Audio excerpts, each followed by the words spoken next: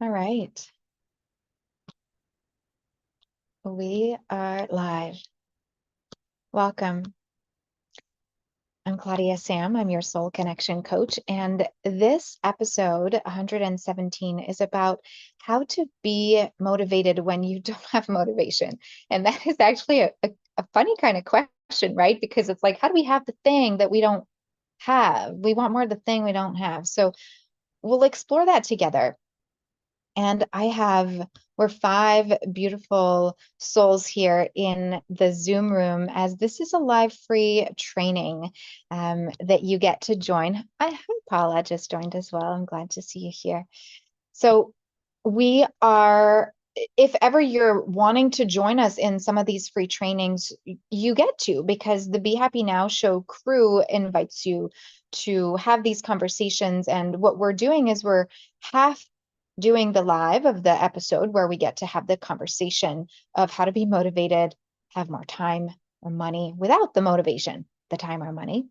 And then the other part of this episode will be, well, or of our hour together will be in the Zoom room, privately coaching Q&A, and that part won't be recorded. So if you want in, that's like the VIP access, and I would love for you to be there. So make sure to friend me on Facebook, okay? If you find me, I have, yes, 23 letters in my name. You can find me, Claudia-Sam Cataford Sauvé. Friend me and say, I want to join the Be Happy Now show crew, okay? I want to join the Be Happy Now show crew, and then I will let you in on how that works. Let's make this interactive, okay, ladies, as you're in the chat as well. I'd love to hear, like, on a level of 1 to 10. So in the chat, 1 being like 0, none, and then 10 being a lot. How much motivation to have joy and alignment and reach your goals do you have?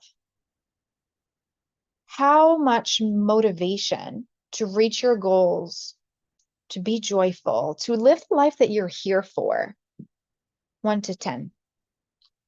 And we're not like judging, okay? We're just exploring. 8. Yeah. Yeah. Great. Thank you. And how many times in a day would you say that fluctuates? Because maybe you wake up with a number and then you end up somewhere else during the day and then it's at another number. How many times does it fluctuate during a day? And thank you. I can, for myself, know that sometimes I wake up, plant my feet in the ground and feel like, wow, I'm so lucky to be alive and I'm so grateful. And then throughout the day, things happen, and then I get to remember my bubble. I get to remember my groundedness. I get to come back to my center. So it almost feels like the elastic is being stretched a few times during the day. And the morning is that place that really supports me to remember how I choose to lead my day. So, Julie, you're saying many times, Nadine, quite often. Jill, you're at a 7. Great, thank you. You're probably dips around 3 times a day, Paula. Yeah, thank you. And so we're just kind of being aware of this because, hey, we're human. And humans don't work in this linear square box kind of way. So if we think that motivation happens or that reaching our goals has to happen this one right way, it's like we're trying to, well, fit a triangle in a box, right? Or however the expression is, you get it. That's not how humans work. So here's what we're going to explore together. Motivation is something that you either have or you don't have. Would you say that that's true? Like, you either have motivation, it's there, or it's not there.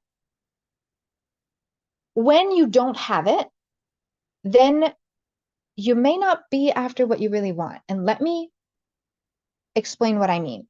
Let's say you are in for losing weight. You want to lose weight. You want to be healthier physically. And then you're thinking, I'm going to go to the gym every day for 90 days. Has everyone like had this gym goal of, I'm going to go to the gym. I'm going to do it.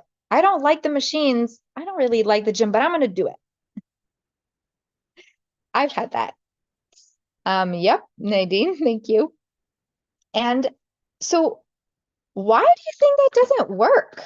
Why is it that we think this is the way? So we try, we pick up the motivation, we have it, and then all of a sudden, where'd the motivation to go to the gym go? Well, wink, wink, we don't like the gym, or for me in this instance, or if you relate to this, the gym isn't for us. So why is it not normal then that the motivation doesn't stick for something that's not for us? So it's either you have the motivation, then you're on track with your purpose. And actually, sometimes it's difficult to face the fact that we're off track because we may not know what that means, right? Will you have to stop doing something that you've developed comfort in, or will you have to make changes and actually do some work on yourself to kind of go, okay, I'm off track. Let me realign. And P.S., it doesn't have to be hard work. Being coached isn't hard work. I'd love to hear from those of you who are being coached. Do you find that it's in the category of hard work, or can it be in the category of actually it's opening so many doors? It's opening so many opportunities within me. I get to see life with a clearer vision. I feel less weight on my shoulders. I'm curious if that is what's present for you when you are coached. Hmm. So, Julie, you love the gym once you get there. It's the getting there part, I see. Um, yes, maybe Nadine, it's like the doing it because you should instead of that you want. I get that. Julie, 1,000% about what I said about coaching. Okay, thank you for sharing. When there is no motivation, it often means that we just don't have clarity about what we're really after. I'm going to say that to you. When there is no motivation, it could mean that you don't have clarity about what you're really after. Oh, can you feel a bit of relief in that, knowing that actually I'm not doing anything wrong? It's just that I get to actually see where I'm going and decide where I want to go and choose from a place of want and desire instead of from a place of should. Ah, let's explore that together, okay? Playing on words a little. Motivation comes from the word motive, okay? Motivation.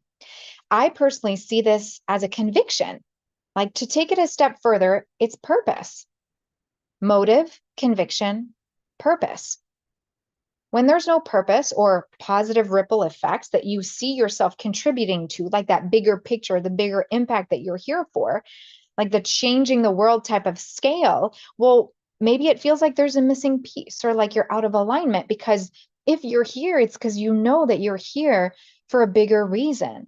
You know that you're here to contribute on this soul scale, that your soul brought you here, that there's a reason why you're here. And if it feels like there is no motivation, it's just maybe because the purpose alignment is not quite distinct. Doesn't mean it's wrong. It just means it's another nudge in the right direction for you. Does that resonate with you? Okay, thank you.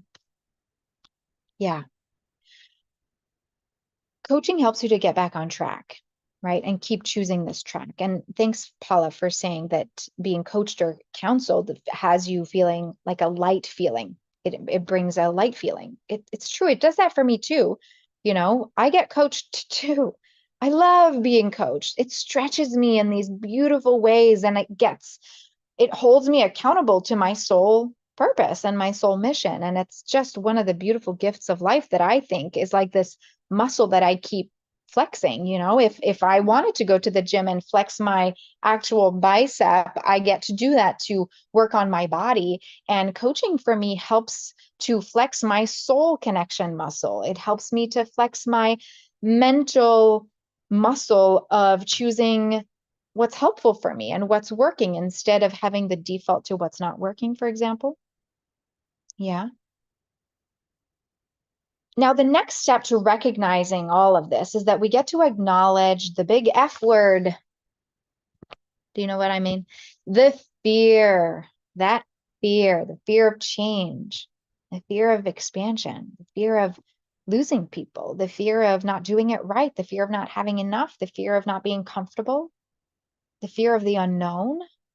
Oh, that cringing feeling when things get to change. Even when we want to make that decision and we know that it's right for us. One of my clients made one of the biggest decisions that she's been pondering for years. She filed for divorce. And what she's finding is that there was a lot of resistance right before the actual decision. And that now what she's seeing is that moving through the resistance and giving herself grace for the time it took to make the decision, now she's in joy. She is attracting all these open doors and possibilities that when she was in the resistance, she couldn't see that that was possible for her because the fear was blocking that. It was blocking like the, hey, what's possible here? Here's what you can get on the other side of resistance, on the other side of staying with the not motivation and choosing to not be motivated. For example, it's like staying stagnant in a way. And we get to choose that, sometimes we just get to stay stagnant and it's okay. And when we acknowledge that fear is there, we recognize that it's there, then we can go, okay, great. It's less fearful to acknowledge the fear because we see it and we choose to kind of be truthful with it. Yeah. Thanks, Jill. The lack of motivation. So is the lack of motivation better? Wait, is the lack of motivation and lack of clarity better than the fear? Like if you see the fear of change on one side and then the lack of motivation, the lack of clarity, the lack of purpose on the other side, is there one that's better than the other? Because we're welcome to stay in any, if you choose to stay consciously in the fear of the unknown or the fear of change, or to stay in the lack of motivation or lack of clarity, like you're welcome to stay there because there's a part of you that thrives here and it's okay. Some people wait until they hit a wall, like they have cancer, or they are very sick, or they have a burnout, or they break their neck, or they have pneumonia, or they go on leave because they're feeling energetically depleted and emotionally drained.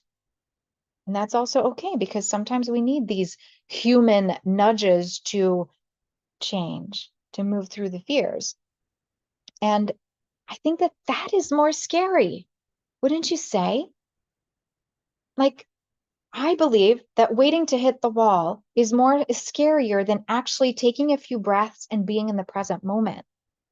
So let's actually play with that right now. Let's play with being in the present moment together just for now so that you can kind of tame that flame that might be scared of feeling and being with the fear, just so that you know how safe it actually is.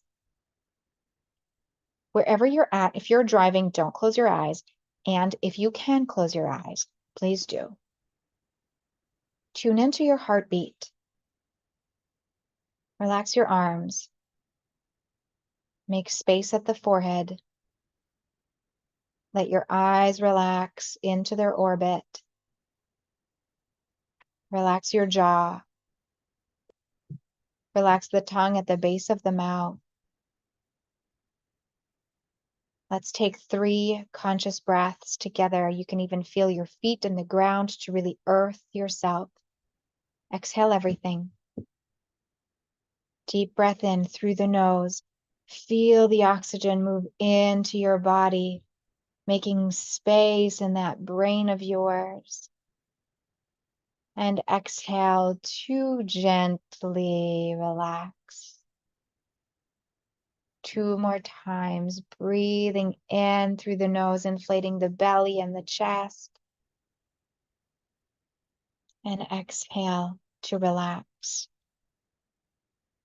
Yeah. 1 more. You got it.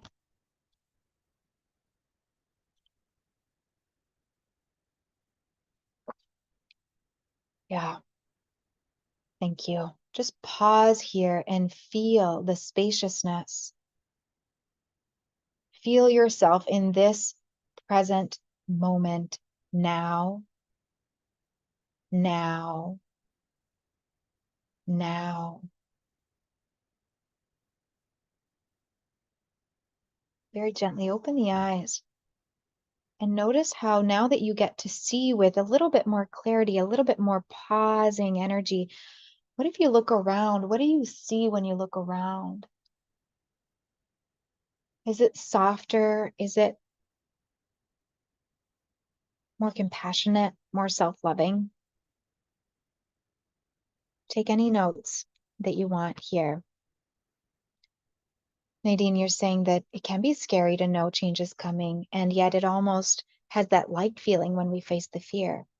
Yeah, and I wonder how it feels when you take that time to breathe, even these 3 deep breaths, because it is in the present moment that we get to receive that clarity. From that clarity, motivation evolves. From that clarity, motivation evolves.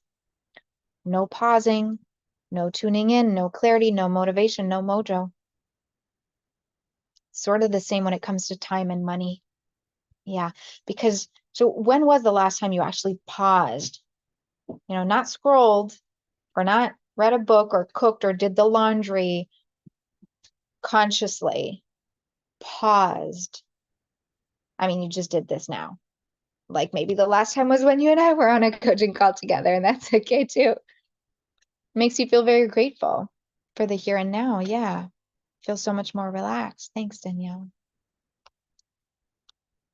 Yeah. So again, we're not here to judge or like take the whip out. Okay. That's not what we're doing. Just notice how long it takes to breathe. I actually made this calculation. So how long does taking a breath take? Okay. Give or take, a conscious breath takes between 6 and 12 seconds. When we breathe in for 5 and we breathe out for 5, that's 10 seconds. Okay. We can kind of see it like that. So we can have 10 breaths in a minute. No, a minute has 100 seconds or 60 seconds. Oh, see, my brain today has 60 seconds, Claudia-Sam. Woohoo.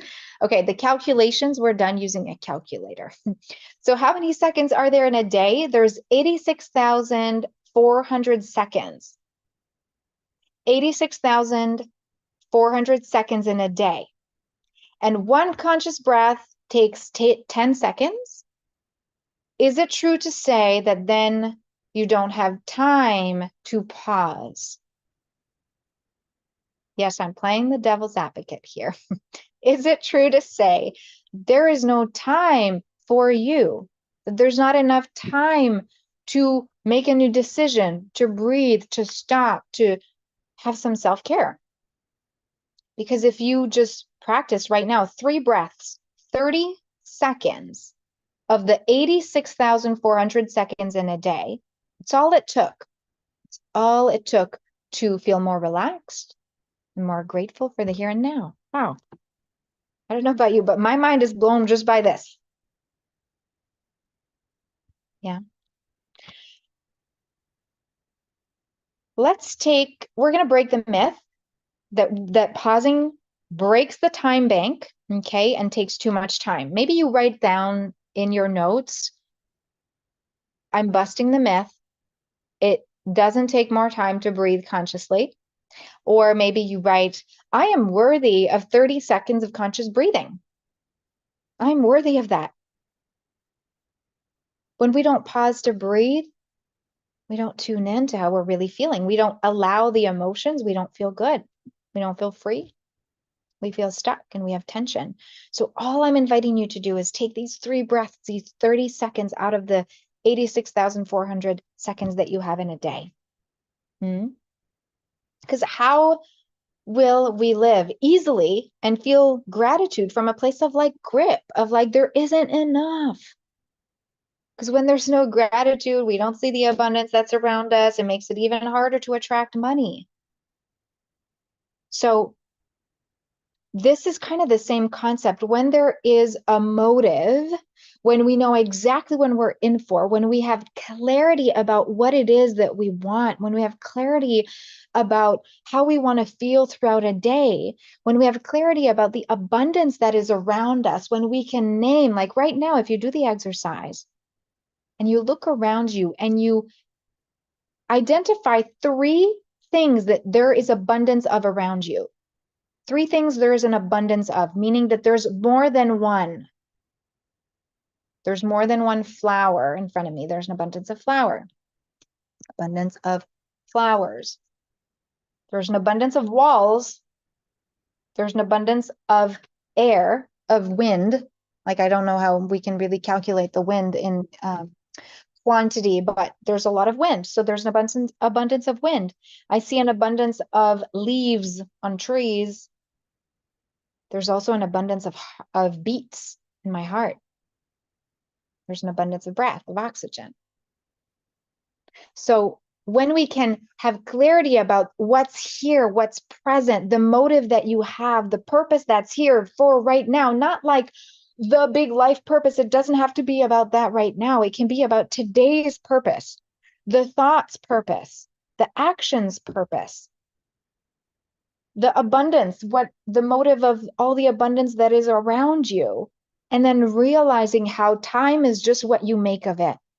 Time gets to be what you make it to be. And my take on it is that self-care is actually a way of being, not a thing to do, but a way of being. And because you're already breathing, you can choose self-care every second of every day, in between actions, in between reading emails, in between school pickups. Okay, while you're at the wheel about to be angry at the person in front of you because they're going too slow, you can choose to breathe. Okay, and from that breath there comes the clarity, then there comes the motivation. There comes the time. Ooh, I see more clear. I have more clarity. I see more of the abundance that's around me. I vibrate at that frequency of abundance. And now I'm a magnet, and I'm turning on my magnet, and I receive more.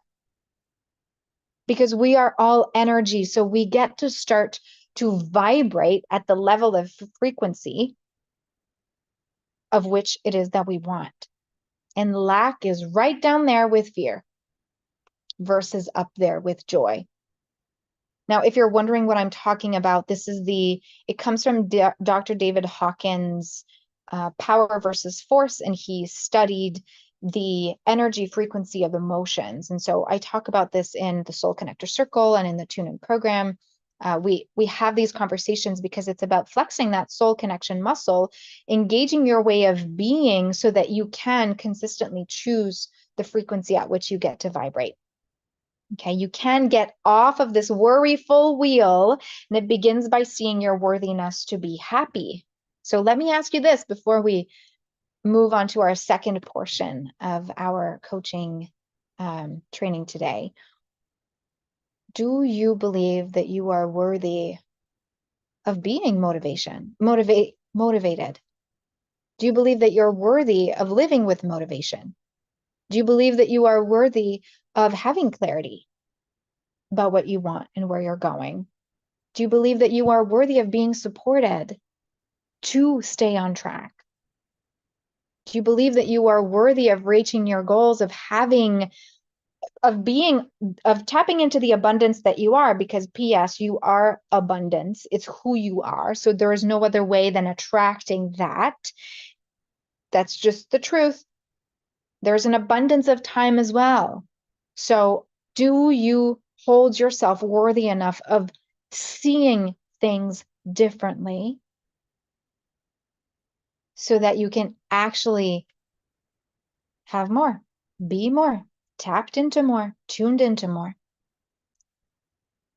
Do I have yeses? I think. Yeah, okay. Yes, I think. Okay, I like that. Yes. It's taken a while to get there, Julie. You still struggle. It's getting better. Yeah, you're on this journey. You're doing it. And P.S., you're all doing it. You're all seeing yourself a certain percentage of worthy because you're here right now. Whether you're live or you're watching the replay or you're listening in, that worthiness is also everyone is worthy. And you might hold yourself more worthy than someone who's not taking actions. Okay. And again, we're not judging. We're just playing with different truths. You're here, you hold yourself a percentage of worthy. Okay. So in the I think, Nadine, well, yes, I'm going to help you there. Okay. So my invitation for you now, we are going to continue our coaching and live Q&A over on Zoom. And for you listening or watching to the Be Happy Now show, on YouTube or, on Spotify or on Apple Podcasts, I would love to invite you to our Soul Connector Circle, because the Soul Connector Circle is where you get that accountability to stay on track. That's where you work your soul connection muscle to align with the breath, to align with the present moment.